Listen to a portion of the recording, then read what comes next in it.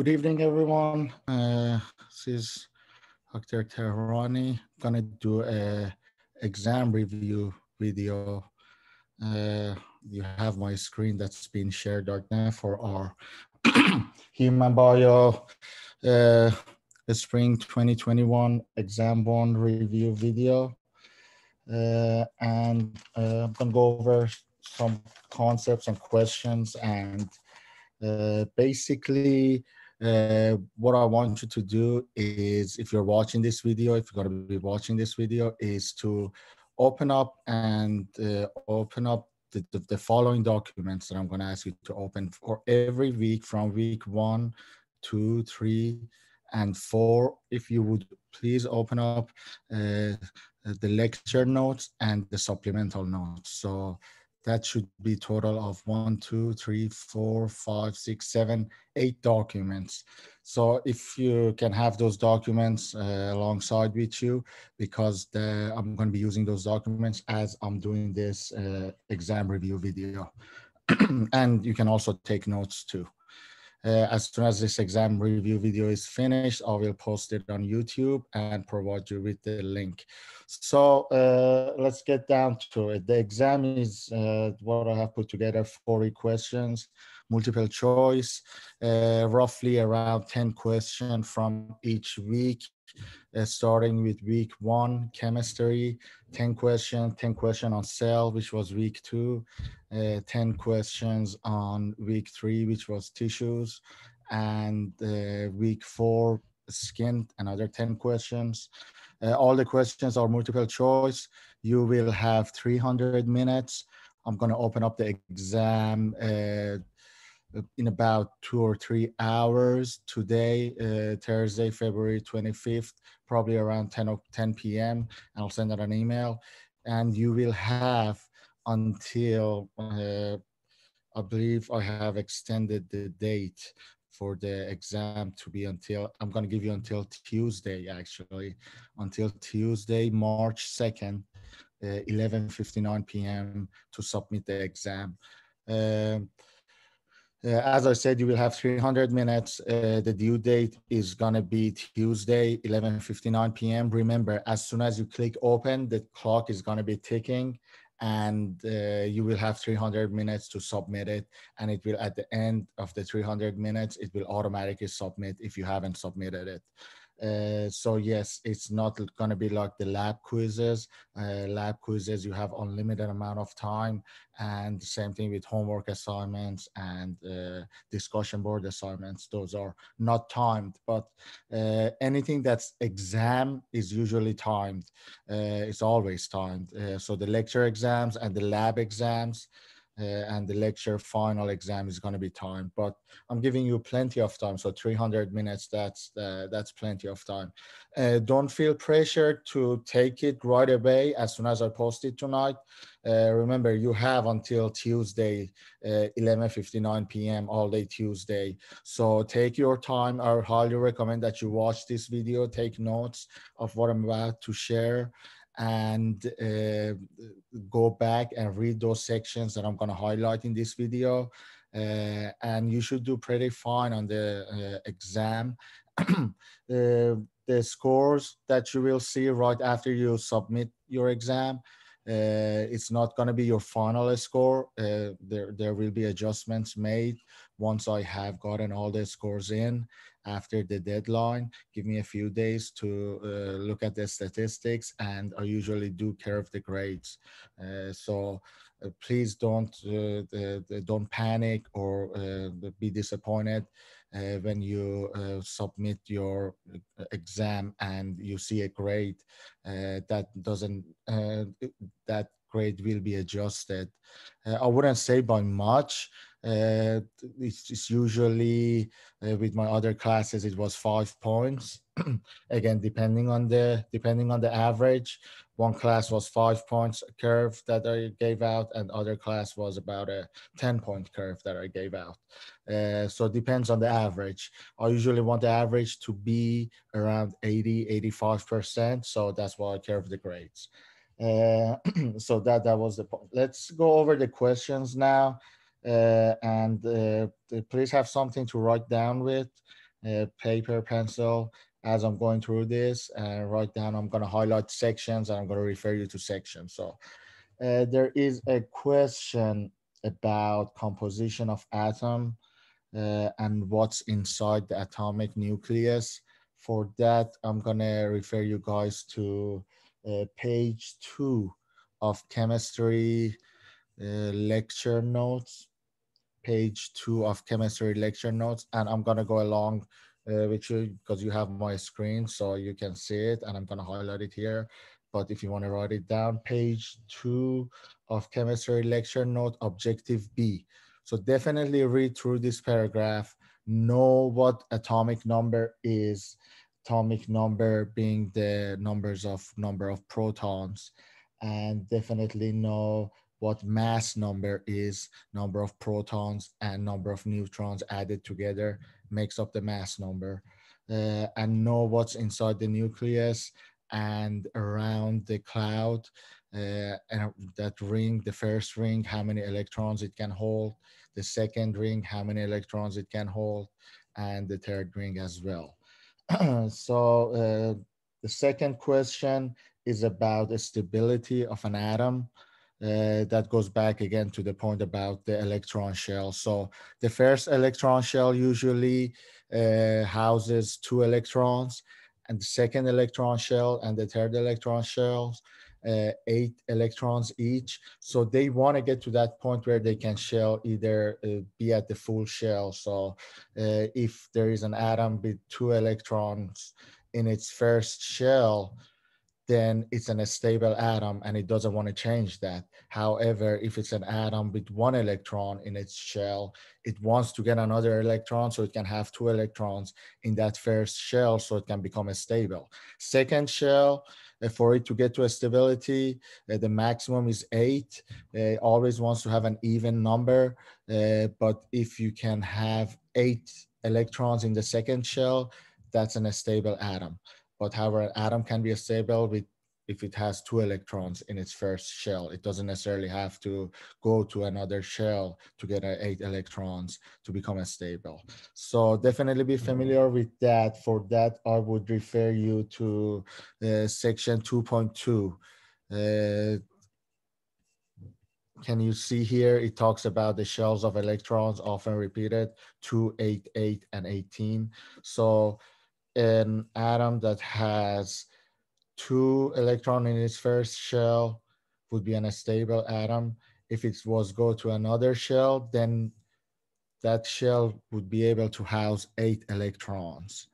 In case of 8 electrons, if you can get 8 electrons, that's where it ultimately wants to get to become a stable. So have a good understanding of that. There's a question about that. Next question that I have here is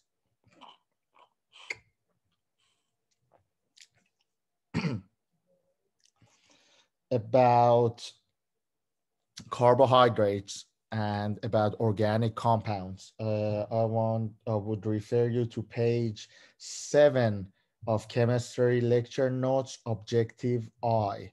Page 7, let's go to page 7 of chemistry lecture notes.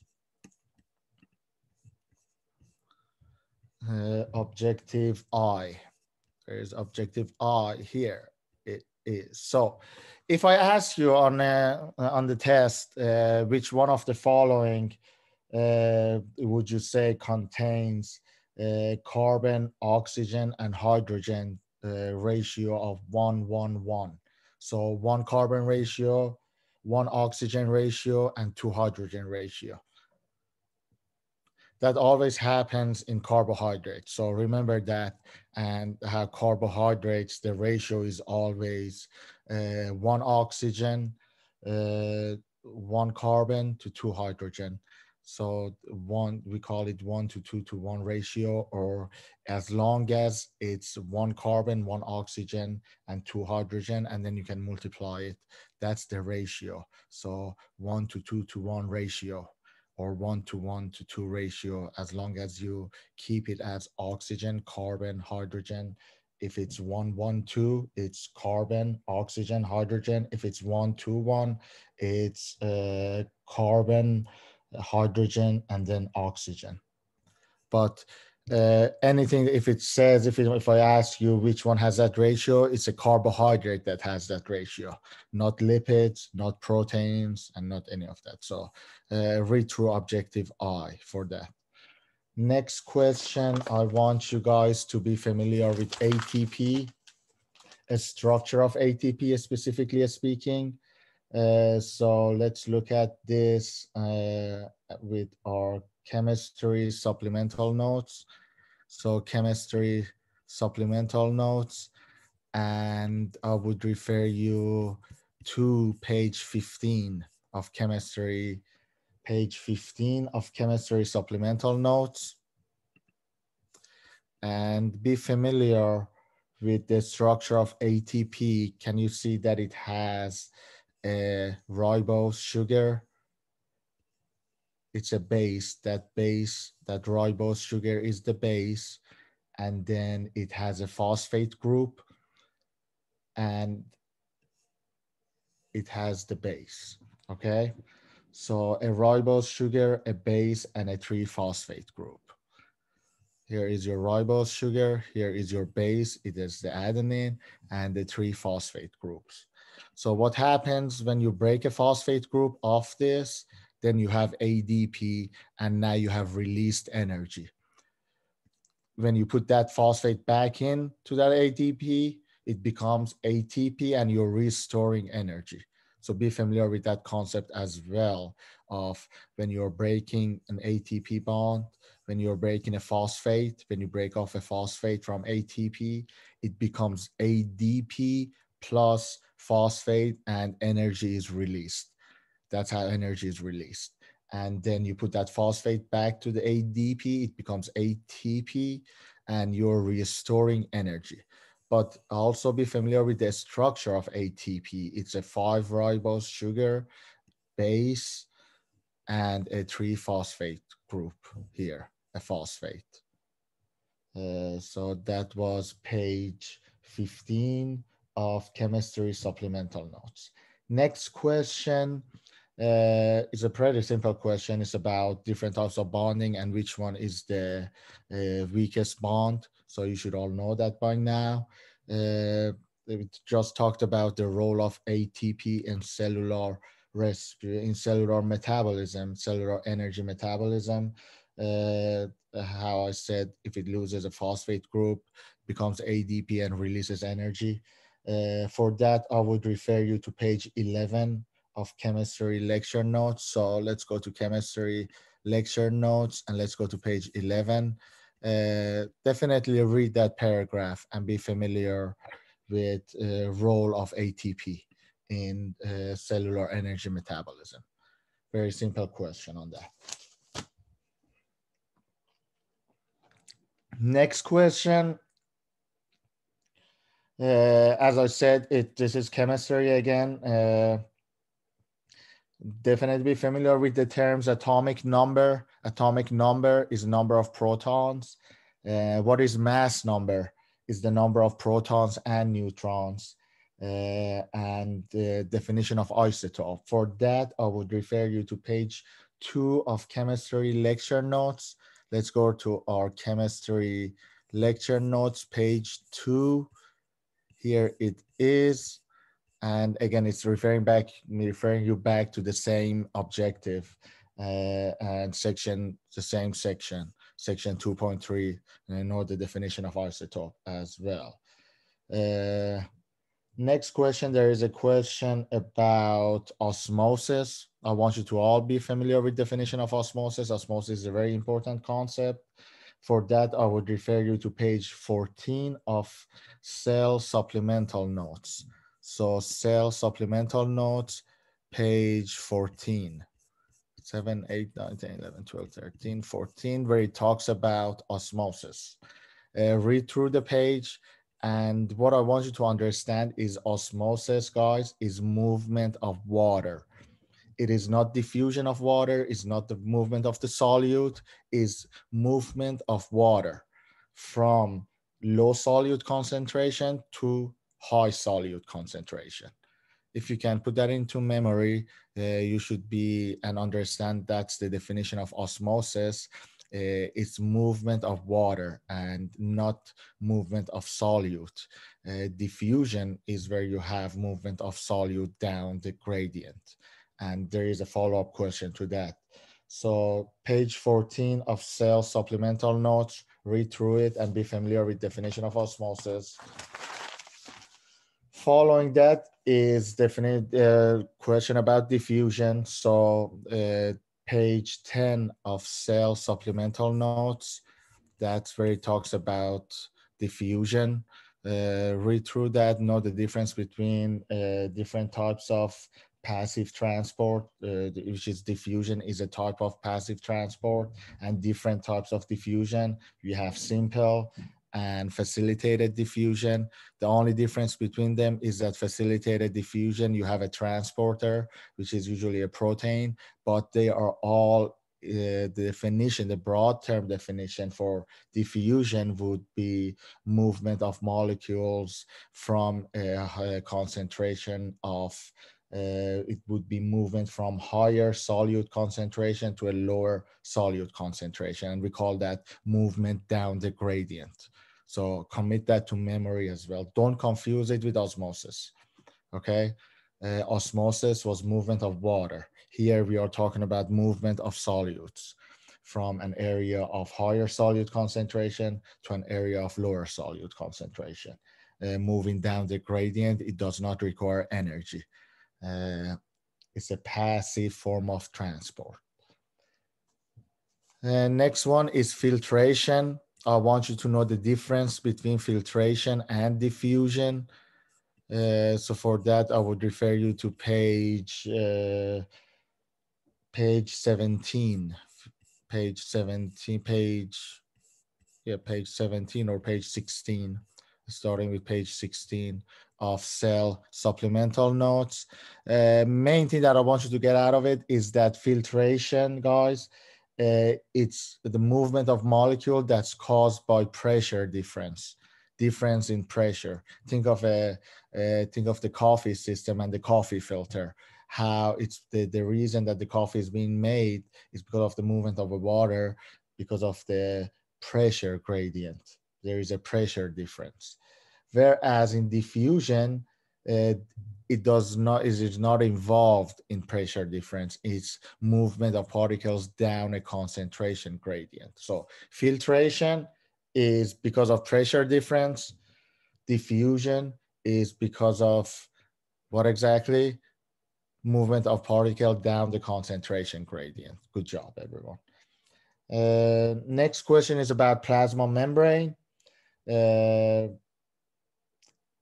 I would refer you to page 5 of Cell supplemental notes. So let's go to page 5 of Cell supplemental notes. And I want you to be familiar with the structure of the plasma membrane.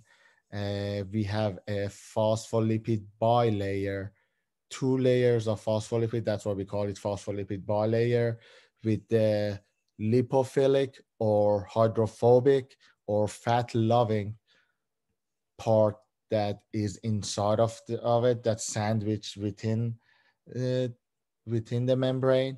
And also you have the heads. Those are the hydrophilic heads that are pointing outwards. Those are the hydrophilic heads, or lipophobic or water loving heads that are on the outside and inside of the cell. So think of this is extracellular fluid. This is outside of the cell. This is inside of the cell. This is the membrane. Okay. And this membrane is like a sandwich because it's two layers. However, for anything to get through this membrane, it must pass through this sandwich. So it must pass through this lipidy part, which is the fatty part, which is the lipid loving part, which we call lipophilic or hydrophobic part. So that's why a lot of times water loving molecules or hydrophilic molecules cannot easily just pass through the membrane without the help of a protein channel. That should make a lot of sense? Okay, so the the head that's usually facing outward and inward of the cell, that's the hydrophilic or lipophobic part. And the inside, the tail that are facing one another, that's the lipophilic or hydrophobic part. So be familiar with that, definitely. Next,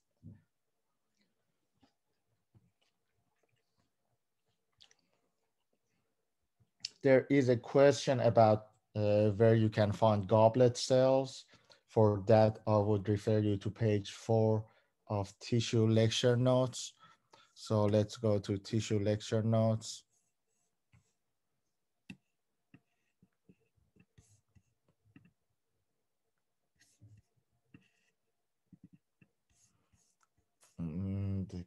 Page 4. Okay, page 4 of tissue lecture notes, guys. So where are goblet cells usually found? Definitely be familiar that they are found in the columnar epithelial tissues.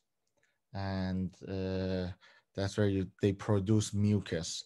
And where are the, if you have read through the notes, a lot of the times the columnar epithelial tissues are found in the stomach area, in the digestive tract as well. And also goblet cells are found in the trachea as well. So page 4, section 4.6. Read this section. There's a question on this section. Okay. This is page 4 of tissue lecture notes, page section 4.6 about goblet cells. The next question is about connective tissue. I want you to be able to understand and differentiate between connective and epithelial tissue. Definitely understand that epithelial tissue doesn't have much vascularization. By vascularization, I mean blood supply, nutrition supply, oxygen supply, and it gets it from the connective tissue. Connective tissue has rich blood supply to it, except the cartilage. So for that, I would refer you to page 6 of tissue lecture notes.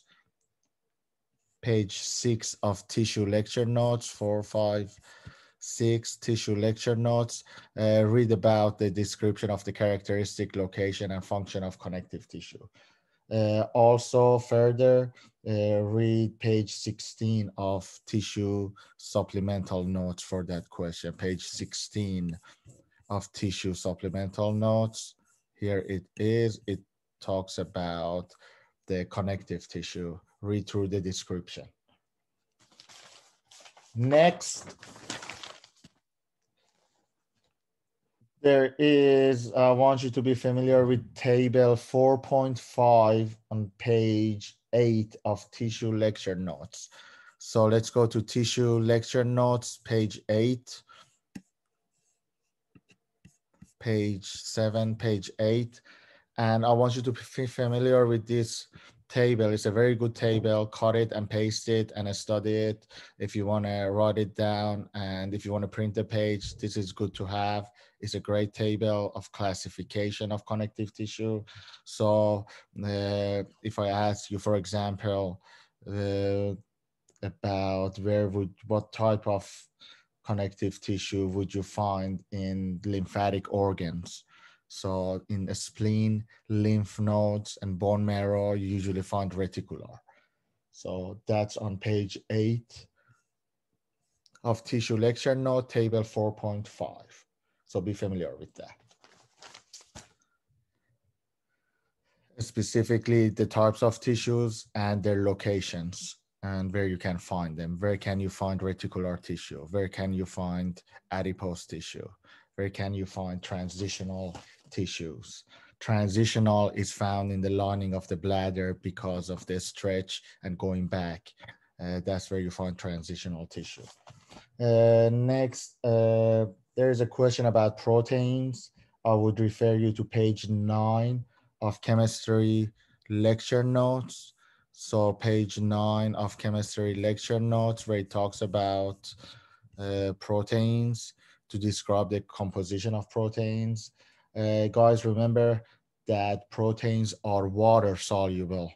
It's the lipids and it's the cholesterols and it's the cholesterols and usually steroids hormones that are lipophilic and lipid soluble. Proteins are water soluble.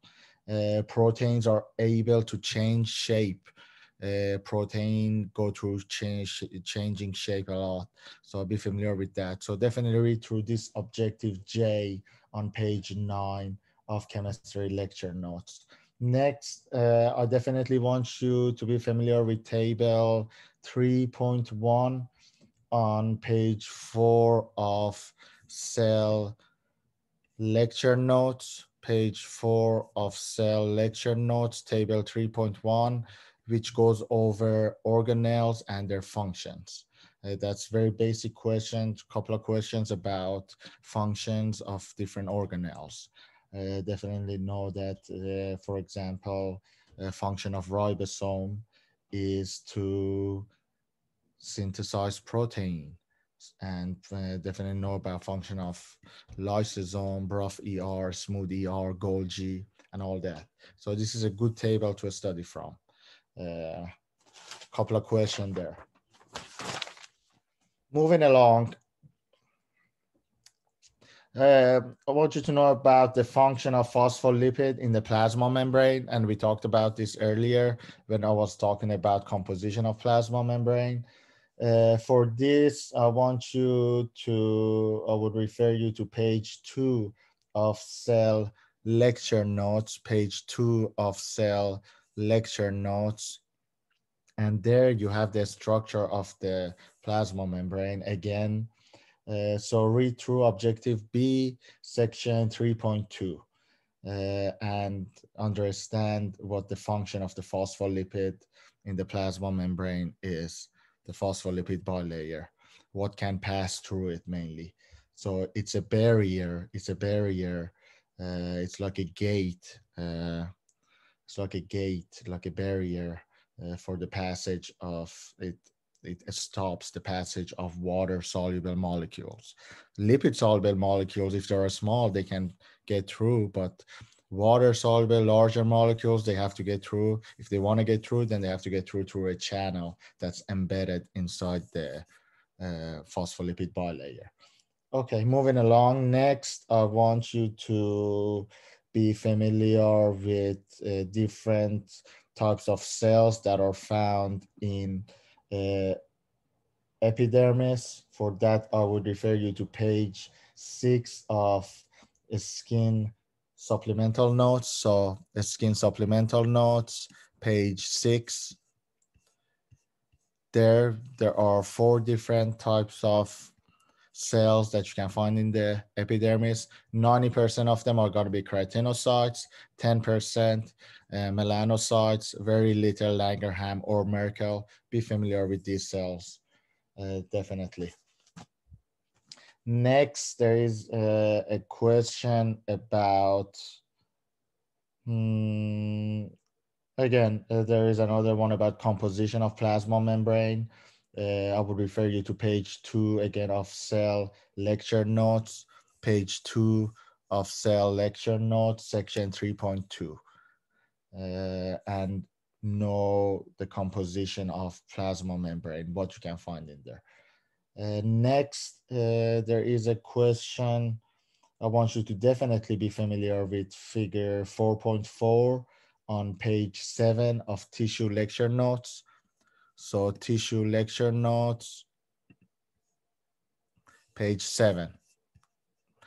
As you can see here, uh, be familiar with different types of connective tissue. Adipose is a connective tissue, uh, and all that. So page 7, figure 4.4.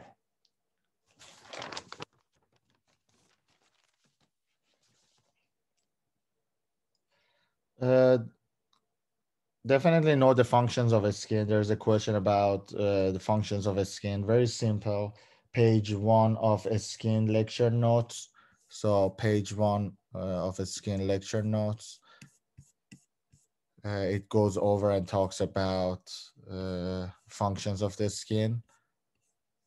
Objective B. So read through this and know functions of the skin. There is a question about layering of the skin. For that, I would refer you to page 2 of the skin supplemental notes. So skin supplemental notes, page 2.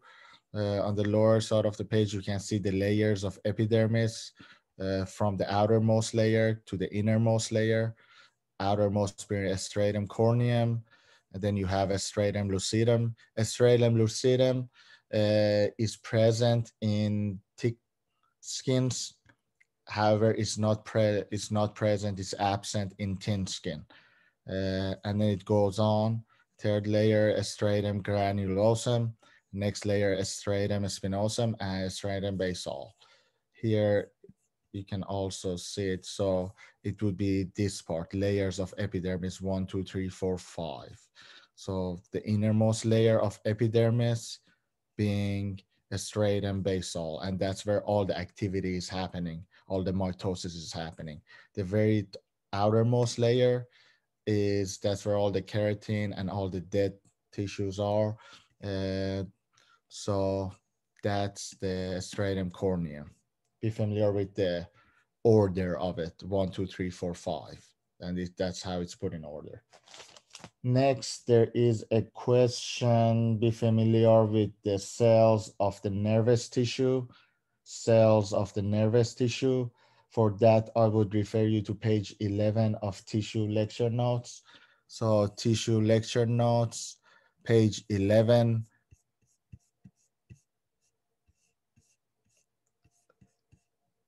So if I was to ask you which of the following would be found in a nervous tissue, for example, microglia would be an example.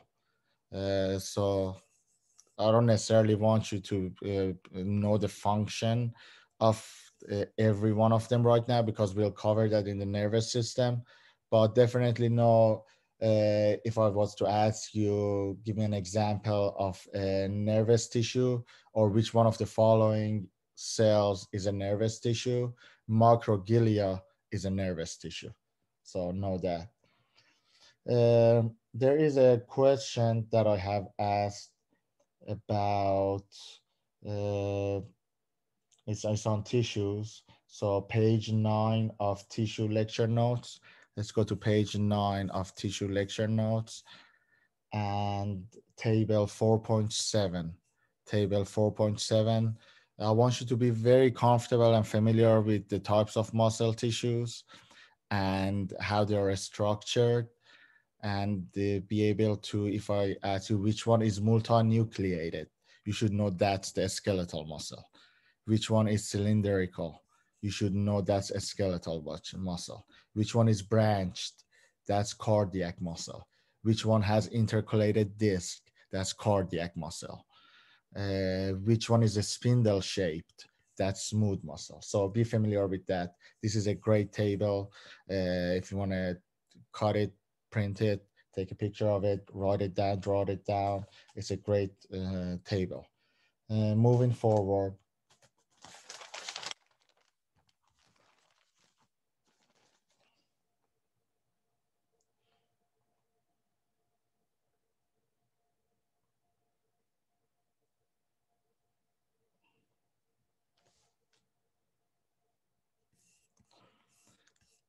I want you to go to tissue supplemental notes, page 42 of tissue supplemental notes.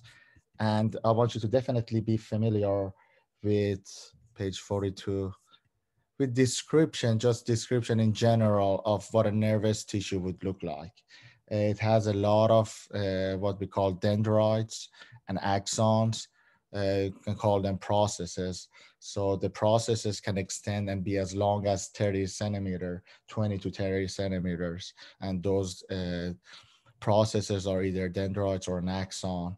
And again, we'll talk about definition of axon and what dendrites and axons are in the nervous system. But however, be familiar with this general description of a nervous tissue and what it looks like. Next, definitely be familiar with different types of cartilages. For that, I would refer you to table 4.5 on page 8 of tissue lecture notes. So the page 8 of tissue lecture notes.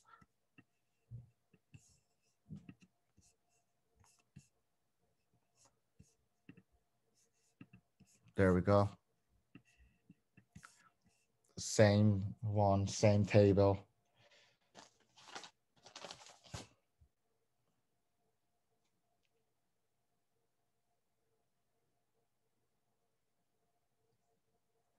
Next, there's a question from page 9 of a skin supplemental notes. So go to a skin supplemental notes, page 9.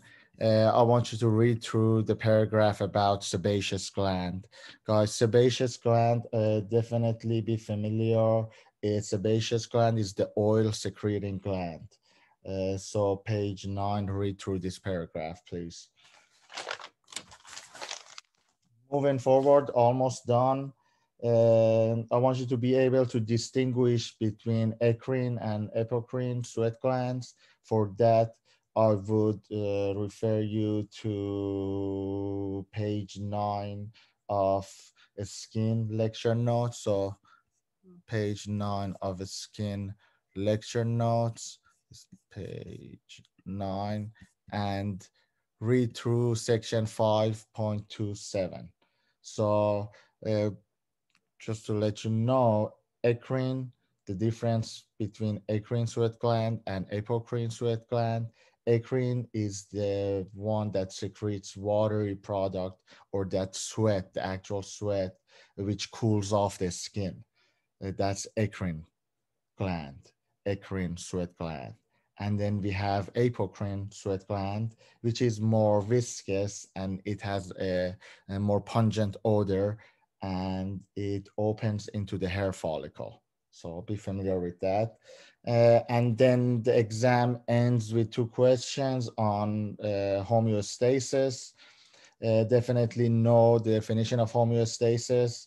What is homeostasis? Is the maintenance of a stable internal condition. Page 2 of chemistry supplemental notes. Page 2 of chemistry supplemental notes. That's where it talks about homeostasis and negative feedback. And definitely know about negative feedback, which is the process that the body uses to reverse the direction of the movement away from homeostasis. So let's say the body temperature has increased, the body responds by negative feedback and it decreases the body temperature. So it acts in the opposite way. It will not add to the body temperature to increase it further. That would be positive feedback. It contributes by negative feedback by decreasing the temperature, trying to lower it down to the normal temperature that it should be. So yeah, that's on, as I said, on page 2 of chemistry supplemental notes, and it goes on to page 3 of chemistry supplemental notes. There it is, homeostasis, and read about negative feedback. I'll hope this is a helpful video and good luck on the exam. Thank you guys.